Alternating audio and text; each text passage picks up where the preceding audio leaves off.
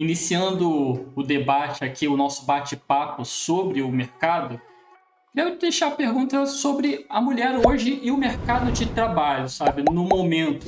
Para a Lucila, por exemplo, que até já compartilhou aqui a experiência de vida dela, de carreira, de tanto tempo dentro de uma mesma empresa, quais são as principais mudanças que você vê, Lucila, do mercado de trabalho há 20 anos, né, 15 anos, para o mercado hoje, os avanços, as conquistas? O caminho é longo ainda, né? Mas a gente já conseguiu evoluir bastante. Quando a gente fala do mercado de tecnologia especificamente, a gente tem.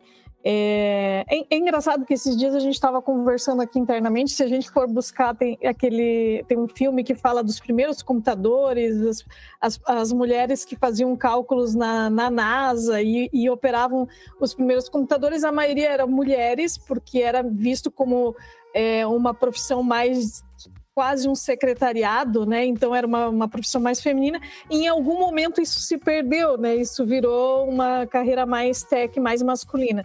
Então a gente tem hoje um mercado onde tem menos mulheres na carreira tech, mas existem muitas organizações, muitas mulheres que já conseguiram chegar em cargos de liderança. Por isso eu falo muito, até na minha apresentação, que eu acho da importância de mulheres chegarem em cargos de liderança para participar das decisões, e isso ajuda que a gente traga outras, né? Que a gente brinca que quem sobe puxa a outra, né? Então,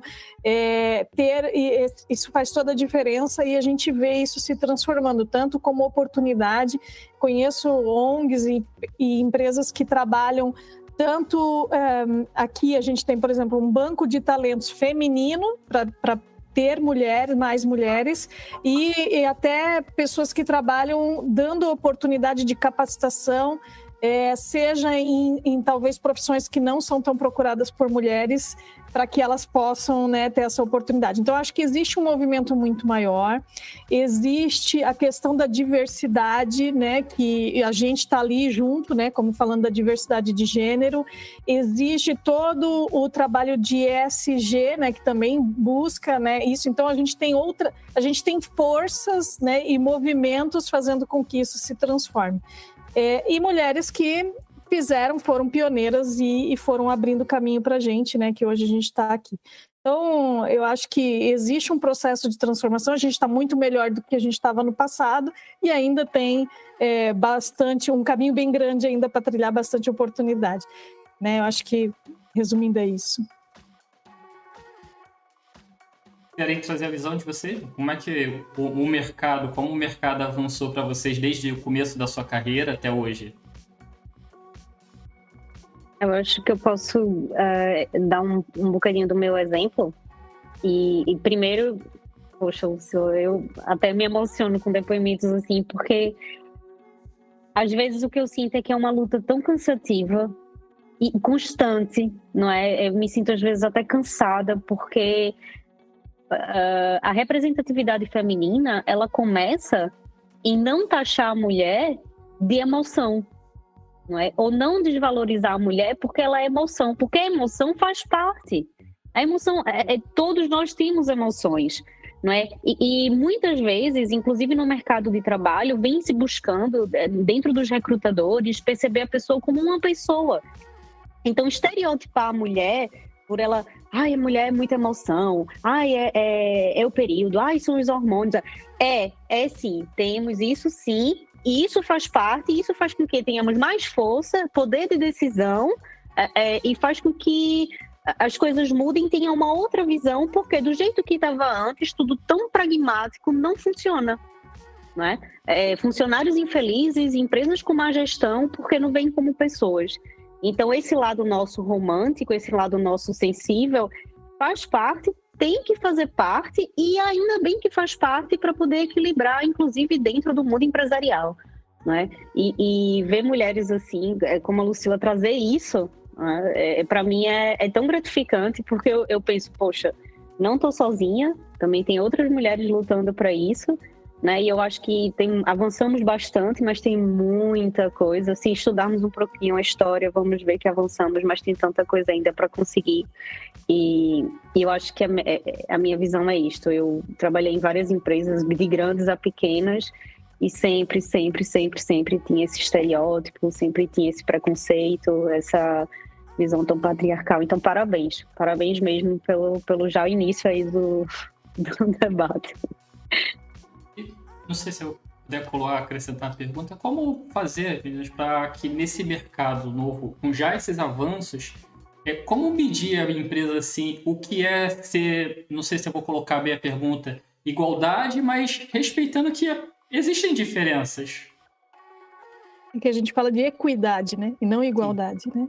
Quando a gente fala de equidade, aí sim a gente está trabalhando todo esse processo. Não adianta eu dar o mesmo tipo de recurso para pessoas que têm necessidades diferentes. E aí vale para tudo, né? Para o gênero, para todos os tipos de diversidade. É verdade. E acho que um ponto também muito interessante, acho que a Maria Júlia trouxe bem, é a mudança, né, de uma sociedade que antigamente, né, as civilizações antigas eram mais matriarcais para o patriarcado, onde a mulher ela foi colocada numa posição de submissão, numa posição, né, de inferiorização, de desigualdade, e veio junto uma sobrecarga de trabalho, né? Então as jornadas triplas, a jornada doméstica, fora a carga emocional de você tentar trazer isso para o mundo e, ao mesmo tempo, o mundo te taxar de psicótica, maluca, doente, enfim, vários outros bipolar, histérica. Exato, né? Então, imagina, a gente tem uma voz, eu estava conversando muito isso com o Renato, desculpa, aqui dentro, que a gente tenta trazer as dificuldades e graças, né, à evolução da humanidade, a gente tem conseguido conquistar mais espaços para poder falar sobre isso também, né, que até pouco tempo atrás nós éramos muito mais silenciadas. Aí a Brené Brown, né, trazendo ali a coragem de ser imperfeito, né, para a gente falar de vulnerabilidade, né, quanto mais a gente coloca a vulnerabilidade, mais forte a gente fica, né. E não sei se eu posso acrescentar essa pergunta, como, assim, acho que até uma temática do debate, digamos, hoje em dia, como não deixar, assim, essa questão, a busca pela equidade, que é importante, não transformar isso numa mensagem de que talvez as mulheres não possam, sabe? Eu não sei se eu estou colocando a pergunta da maneira correta, mas como transformar a mensagem de que é importante a equidade, mas sem deixar como uma mensagem de que, olha, você já está desvalorizado, talvez nem tente. Eu não sei se eu coloquei da melhor forma a pergunta. Eu confesso que eu não consegui perceber bem. Eu também. Eu digo assim, como é importante a mensagem da equidade, mas existe uma temática, um debate atualmente de que talvez a mensagem da equidade esteja dizendo que aquela pessoa não pode tanto quanto uma outra. Como transformar a importância desse debate de trazer o assunto equidade sem deixar a mensagem para as mulheres de que elas podem menos do que os homens? Eu quero aproveitar e dividir aqui, que eu vejo que esse é um ponto bem importante, né? Acho que a própria... Eu como uma maluca da etimologia da palavra, eu acho que a primeira coisa que a gente precisa entender é o que significa a equidade, né? E equidade, de fato, está nas diferenças. Então, quando a gente parte, né, do pressuposto que o homem é mais forte, fisicamente, inclusive mesmo, ele tem mais neurônios que nós, né? Os homens têm mais neurônios que as mulheres. E onde estão esses neurônios? Nos músculos.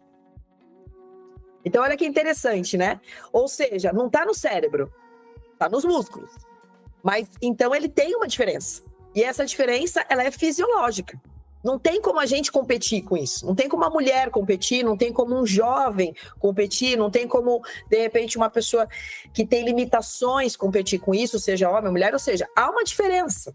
Então, a gente precisa primeiro compreender que a questão da equidade, ela parte das diferenças. Então, por ser diferente, a gente precisa compreender que nem tudo é para A e nem tudo é para B. E isso também é muito bacana, né? Nós, enquanto mulheres, hoje podemos tudo. Podemos fazer absolutamente tudo, né? Ou seja, a gente pode desde de liderar grandes equipes, ser donas de negócios, até dirigir jamanta, né? Pilotar avião, ou seja, tudo a gente pode. Mas tem algumas coisas que nós não vamos conseguir competir, ou melhor, fazer, e que os homens fazem muito bem. Assim como tem características femininas que os homens não vão conseguir desenvolver, né? Eu brinco muito que é aquela coisa, por exemplo, abrir a porta da geladeira e achar a manteiga. Perfeito. Não vai conseguir. Então, acho que isso é um ponto bem importante, porque mostra exatamente aonde existem as diferenças. Então, eu vejo que esse é um ponto bacana, né, para a gente discutir, que assim, eu vejo sempre nos debates, nas discussões, não é nunca a igualdade. Por mais que a gente queira, isso é utópico, isso é utopia total.